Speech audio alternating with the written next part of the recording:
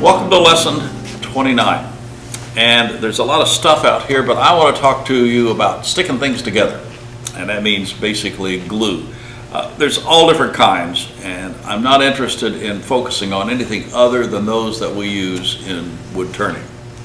So things like rubber cement and that stuff is going to be out of here. We do occasionally use what we used to call Gorilla Glue, which is really a polyurethane glue. It's used occasionally when we have to glue together pieces that are very, very oily, like two pieces of ebony or some other exotic rosewoods. It requires moisture on one surface, and it requires clamping, because as polyurethane cures, it tends to foam and expand, and if you don't clamp it, things are going to move. So that's all I need to say about that. We'll come back to CA and the polyvinyl acetate glues in a minute, but I want to spend most of my time talking about epoxy and also referring you to a place where you can get some more background information. This is in my website, and if you're a member of the American Association of Woodturners, you'll be able to find this article online. I wrote Keeping It Together, and much of what I'm going to say is also in here, so you can always have a reference to come back to. Well, epoxy is one of my favorites, and I know that you can buy it in tubes like this, purpose of which, when you push the plunger down, the hardener and the resin are squirted through a nozzle that mixes them, and as it comes out the tip, it's mixed and ready to use. That's nice. Here's one very similar, except it doesn't have the nozzle. You squirt out equal amounts by pressing the plunger, and then you mix it up with a stir stick of some sort and then apply it. I personally have a tendency to buy epoxy like this in little larger bottles. I can dump this out onto a piece of cardboard, mix it up, and use it. I have a preference of 5-minute epoxy. Maybe I'm just a little fast acting and I want to get things going. But 5-minute epoxy means that in about 5 minutes, it will start to bond your piece together. You'll see heat come off of it. It will shrink a little bit as it dries. There's 10-minute, 20-minute, and longer. The longer the set time in epoxies, the stronger the joint will ultimately be at the very end. Why do we use epoxy? Well, we use it for a lot of reasons. One reason is because it is not a rigid material like the CA glue. It allows for some expansion and some contraction. As wood moves, it's nice to see the glue also move along with it. It also has a second characteristic of being able to fill voids. For instance, I brought along some tools here. This is a skew chisel I made. And as you can see, the stock is rectangular, and the hole I drilled in the end is round. Well, what are you going to have to do? You have to fill a lot of void. So I drilled the hole, I poured about half full with epoxy, dropped the blade in. I've waxed all this area here. So if a little bit overflows, I can take a paper towel, wipe that off. And after it's cured, this thing is one solid piece. Here's a commercial one, done the same way. I purchased the blade, again rectangular, and I put it into a round hole. A lot of examples like that. Epoxy filling holes for sticking blades into handles is one thing, but epoxy is also very useful when it comes to filling other kinds of holes. For instance, this is a bowl that was turned some time ago, and there's 2 or 3 small cracks right on the rim. And those were filled with epoxy and some coloring agent. Black was used here, and you can see how it emphasizes the cracks. Had a straw color been used, we may have been able to blend the color into the background of the wood a little bit better. Comes all the way through. I like filling holes like this. So in order to be prepared, I have collected lot of different sawdust. As I make sawdust, there's a really light one. It doesn't match. This, oh yeah, this is ebony. And so I've kept them in these little boxes, and there's more at home. And this gives me stuff that I can mix with the epoxy, fill the gaps or the holes, and then move on. For instance, let me show you this piece. We'll put it on the other camera so you can see it better. Here is a piece of oak which I've cut some slots in.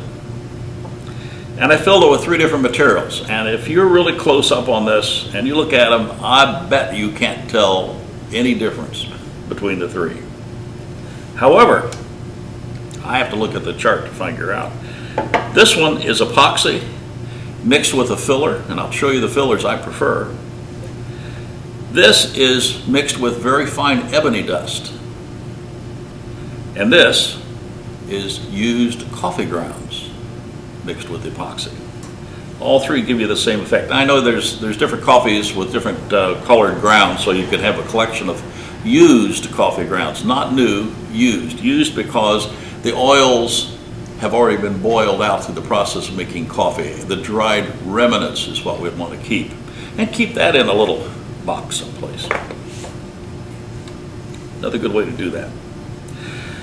Other things you can mix in there, you probably can't see this very well, but if the light is just right, this shines like gold.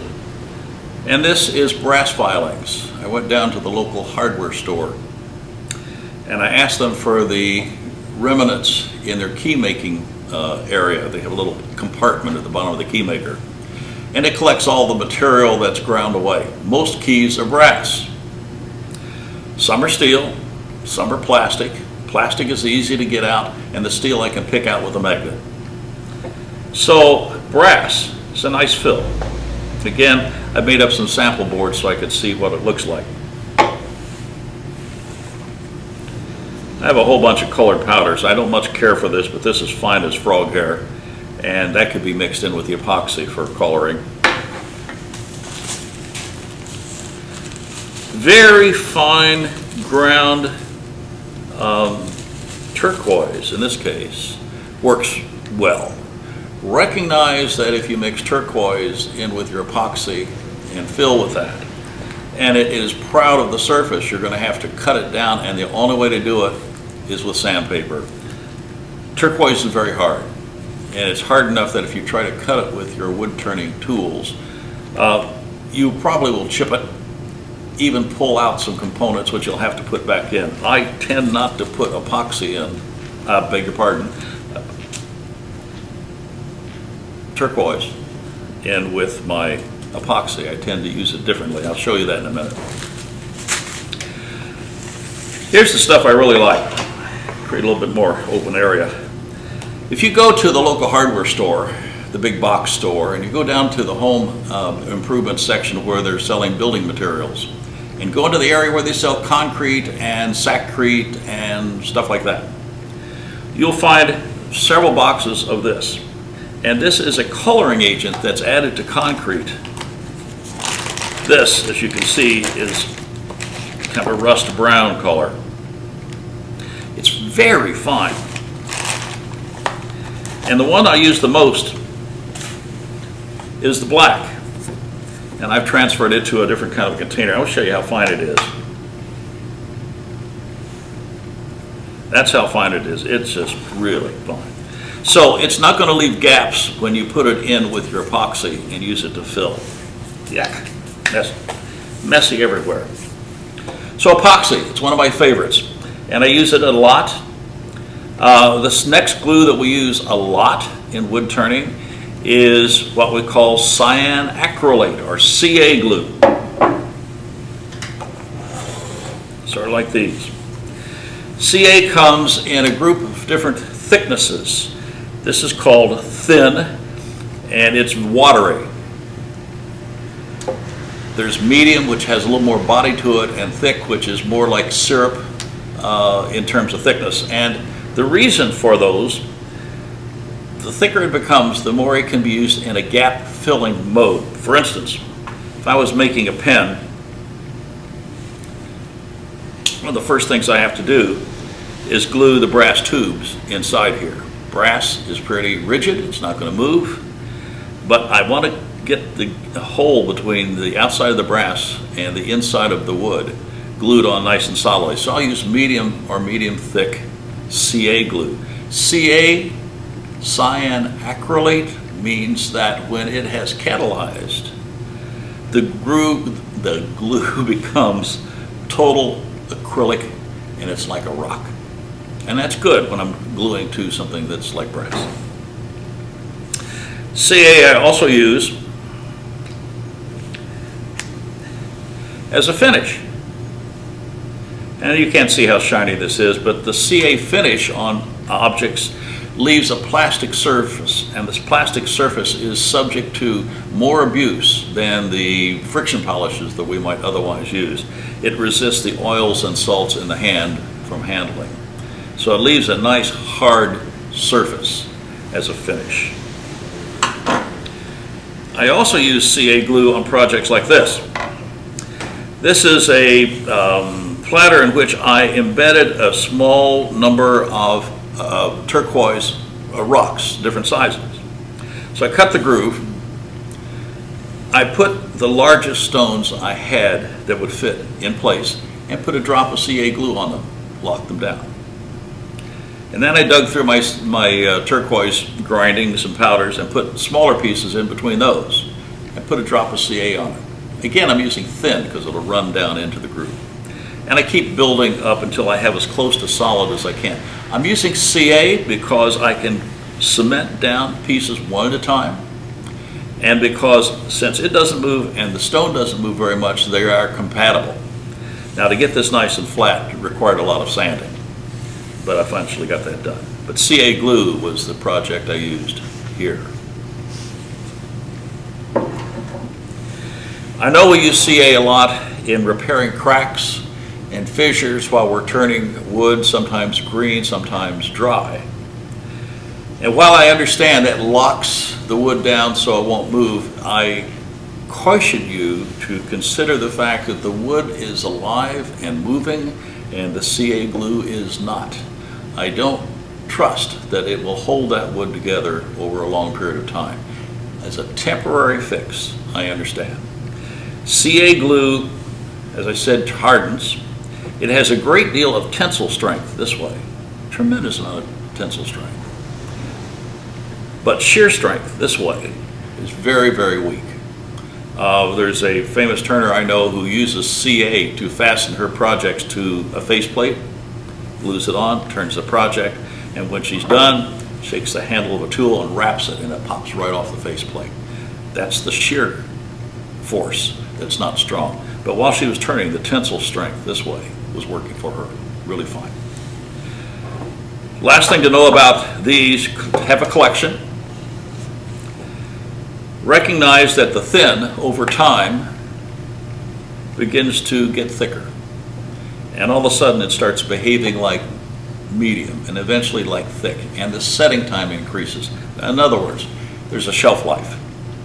I keep mine in the refrigerator until it's time to open them. This one hasn't been opened yet. I haven't cut the tip. And in the refrigerator, where I took this from this morning, this is going to last quite a while. And as I use it and finish using it, I'm going to sit it down. I'm going to leave the top off for a period of time. I want that glue to settle back into the bottle. I can see drops right in the tip of this one now. I know it's not open. If I don't let it settle back down in the presence of the moisture in the air, this is going to harden right in the tip. So the next time I use it, it's as if I hadn't cut it open. It won't come out. So let it settle back down into the bottle, and then after a while you can put the tip back in place if you like. There's other brands like this one, which you can't see it in here, but inside of here there's a needle on that tip. Yeah, guess what? I can't get that off. You know why? It's already hardened into there. The needle goes down inside and will keep that passage clear. I actually keep a little 16th inch drill bit nearby every now and then I have to go in and open these passages back up again, drill through the plastic to get my material running again. CA glue recognizes a shelf life. In a few minutes, you're going to have to watch it, and eventually, after a few months, you may actually throw it away. We cleaned up a little bit, and I want to focus now on the PVA glues, polyvinyl acetate glues, tight bond to most of us. I want to also mention things like Elmer's glue, or what we talk about as white glue. Is it the same? Is it different? I get asked a lot of times about how do these relate to each other. They are both polyvinyl acetate glues. The difference here is only in the fact that they've added a little less acetic acid in the manufacturing process. This tends to be used a lot in schools for paper and kids' projects and so on. But basically it's the same as our regular wood glue. The brand we use most is called Tight Bond, and I brought 4 versions of it along. The original Tight Bond is the most common one used. Excuse me. Tight Bond 2 is slightly stronger, but its main characteristic is the fact that it's water resistant, so it can be used for some outdoor applications. Tight Bond 3 is waterproof, so if I'm making outdoor furniture or tables that are going to remain out in the weather, this will resist any breakdown in a really moist circumstance. It also is the strongest of the 3. It also has the longest set time, so it gives you a couple of extra minutes if I'm doing a glue up to allow me to continue to manipulate pieces into proper location.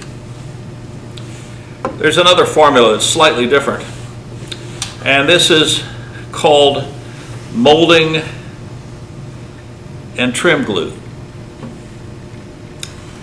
It's very thick, and its set time is tack time is very rapid. Imagine that you're putting crown molding up in your house and you've cut the pieces and it's going to go up against the ceiling. Put a little glue in the back, press it into place. Because of its body and its nature, that'll stick instantly and allow you plenty of time to get back with a nail gun and fasten it down. It's specifically designed for that kind of an application. So Tight Bond glue works really well, and we use it for a lot of things. The tack time on it can be literally seconds under the right circumstance. Its hardness still takes 3 or 4 minutes before it becomes to full strength. Segmenters have a habit of using Tight Bond original. We glue up segments together, recognize that within a minute or 2 we can start manipulating them into the next step. Strength of these glues is dependent on a lot of things that have to do with grain in the wood. Let me talk about that. There's a tree. Doesn't look like one much, but a tree is composed of a series of long tubular cells called tracheids. They tend to have a hole in the center, and it's a proteinaceous and material around the outside of the cell wall. So as wood dries, first of all, the water in the center is displaced. A lot of us turn green wood, we get water splashed in our face a lot. That's the water coming out of the center of these cells. And then after that's all gone, moisture content of the wood generally is down under 20% at that point. Then the moisture in the cell walls begins to dissipate, and the cell wall begins to shrink. And that is the drying process that we have to consider when we're working with glue. I know this is all leading up to glue, trust me. As these cells begin to shrink in all these areas, this piece wants to move. It's going to move more this direction, twice as much as it moves this direction. And the amount of movement for each species varies a little bit. But 4, 5, 6% this direction is not uncommon, higher in some woods. Movement along the length of this cell is near 0. So wood's under a lot of stress. It's moving in a lot of different ways all at the same time. So if I'm going to glue pieces of wood together, I need to take advantage of the cell structure. Let me look at our wood fibers like this again. If I glue these two pieces together like that, I'm gluing along the area where I have the most surface and where movement is minimized across the glue joint. If I glue like this wood's wanting to move more this way, this one this way, and we now have a little bit more stress on the joint. So if possible, I'm going to try to align grain before I do the gluing. Things we try to avoid are joints like this. Several reasons. Number one, the amount of surface to surface contact is well reduced. There's a tendency of our glue to be sucked back up inside of these cells, and we have a starved joint, a glue-starved joint. We also have movements that's in conflict with each other in different directions. Obviously, this is a much weaker joint. Do we see that in wood construction, let's say like a box or a drawer? Absolutely. But they don't make that joint. They actually will cut a dovetail or a box joint and fasten it together like this, so that we have side grain to side grain contact, and the ends, the tips of my fingers, is not glued in like that. So we strengthen this by creating more surface to surface box joints. Dovetail joint not only does that, but it adds mechanical strength from the shape of the dovetail itself, holding it even tighter together. We use a lot of different mechanical devices when we have to deal with joints like this. This is the worst of all situations, where I try to join two pieces of wood together end grain to end grain. There's been some studies done about the strength of joints, different grain orientations, and if you go to my website and take a look at the article I referred you to, you'll see a table of some research done by Franklin Adhesives, the manufacturers of Titebond, that relates to that information. This is weaker, this is stronger, this is the strongest. If we can get a joint like that, that's preferably what we'd like to do. Let me just show you what it looks like in reality. Pieces of southern yellow pine. Let me line them up here so you can see the grain very easily going here. That's the joint I really like to make. Those two faces going together like this, as long as they're flat and clean, are going to make a solid joint. Perhaps stronger than the fibers of the wood itself. In some cases, that's actually true. I don't mind that joint too much, but I do recognize there's a little more stress here because this wood moving one way, this wood's moving another way. I know not to do that, and as I just said with my straws, definitely don't want to do that. So I hope this has helped a little bit in understanding something about the glues you use. Titebond for our wood-to-wood joints, epoxy for fills, CA glue where I need an attachment to something really rigid like metal. Hope that this helps. See you in the next video.